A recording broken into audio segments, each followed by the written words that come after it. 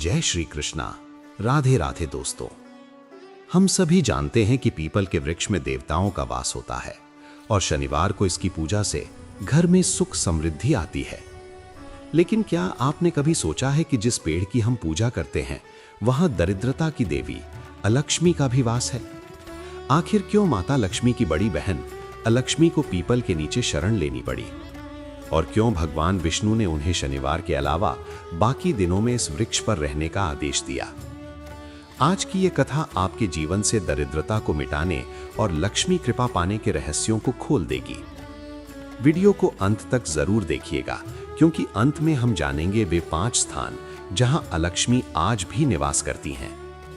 ये कथा हिंदू धर्म की पौराणिक गाथाओं में अत्यंत महत्वपूर्ण स्थान रखती है, इसलिए कमेंट में जय मां लक्ष्मी जरूर लिखें।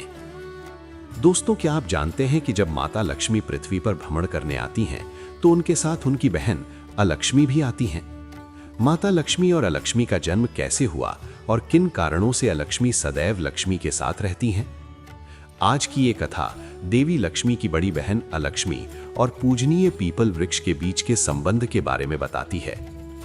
अलक्ष्मी को दरिद्रता, दुर्भाग्य और कलह की देवी माना जाता है, जबकि पीपल का वृक्ष अत्यंत पवित्र और पूजनीय है। पौराणिक कथाओं के अनुसार जब देवताओं और असुरों ने मिलकर क्षीर सागर का मंथन किया, तब उसमें से एक एक करके 14 रत्न निकले। इन रत्नों में देवी लक्ष्मी भी थीं, जिन्होंने भगवान विष्णु को अपने पति रूप में स्वीकार किया। हालांकि लक्ष्मी के बाद एक और देवी का प्राकट्य हुआ, जिनका स्वरूप लक्ष्मी के बिल्कुल विपरीत था। लक्ष्मी जहां सौंदर्य, समृद्धि, ऐश्वर्य, शुभता और मंगल की प्रतीक हैं, वहीं ये देवी अशुभ स्वरूप की थीं। इस देवी को अलक्ष्मी कहा गया। अलक्ष्मी, जिन्हें कुलक्ष्मी या ज्येष्ठा देवी के नाम से भी जाना जाता है, कुरूपता, दरिद्रता, दुख, अशुभता और कलह की प्रतीक थीं। उनका स्वरूप अत्यंत भयंकर था। उनके केश बिखरे हुए थे, आंखें लाल थीं, शरीर दुर्बल था और वस्त्र फटे पुराने थे। उनके मुख से सदैव अप्रिय और कटु वचन निकलते थे।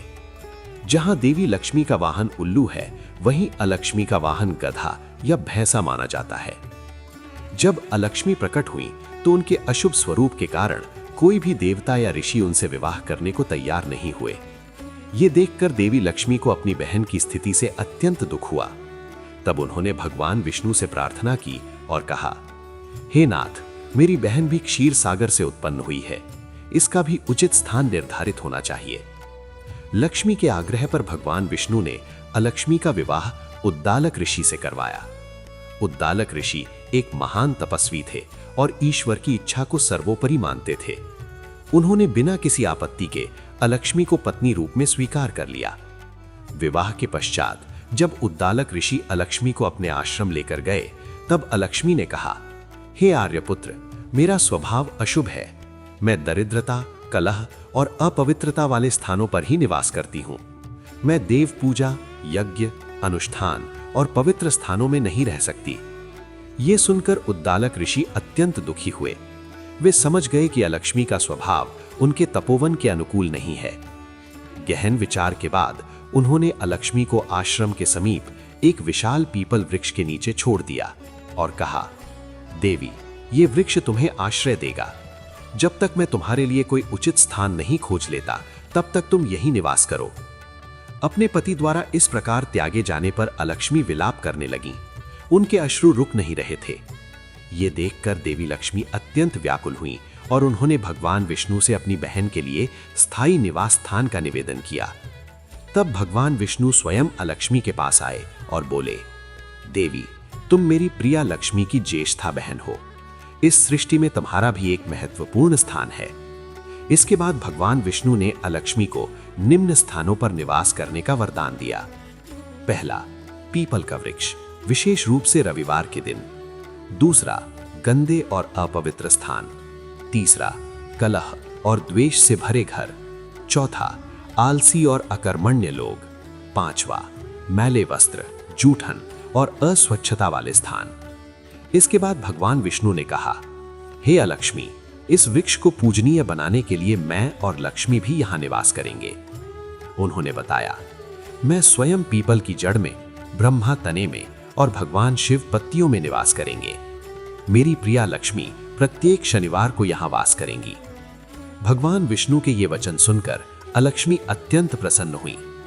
तब भगवान विष्णु ने ये नियम भी बताया, हे अलक्ष्मी, तुम सप्ताह के 6 दिन इस वृक्ष पर निवास करोगी, लेकिन शनिवार का दिन लक्ष्मी का होगा। जो व्यक्ति शनिवार को पीपल की पूजा करेगा उसे तुम कष्ट नहीं दोगी। इसी कारण हिंदू धर्म में पीपल वृक्ष को अत्यंत पूजनीय माना जाता है।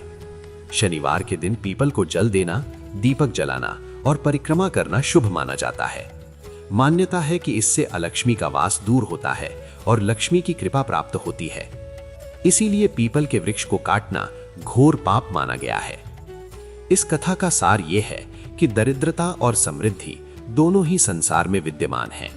जहां पवित्रता, कर्मठता, सच्चाई और प्रेम होता है, वहां लक्ष्मी का वास होता है, और जहां गंदगी, आलस्य, कलह और असत्य होता है, वहां अलक्ष्मी का वास होता है। पीपल की पूजा हमें यह संदेश देती है कि शुभ कर्म और श्रद्धा से हम अशुभ शक्तियों से मुक्ति पा सकते हैं। दोस्तों, यदि आपको ये वीडियो अच्छी लगी हो तो वीडियो को लाइक करें। ऐसे ही ज्ञानवर्धक वीडियो के लिए चैनल को सब्सक्राइब करें। धन्यवाद।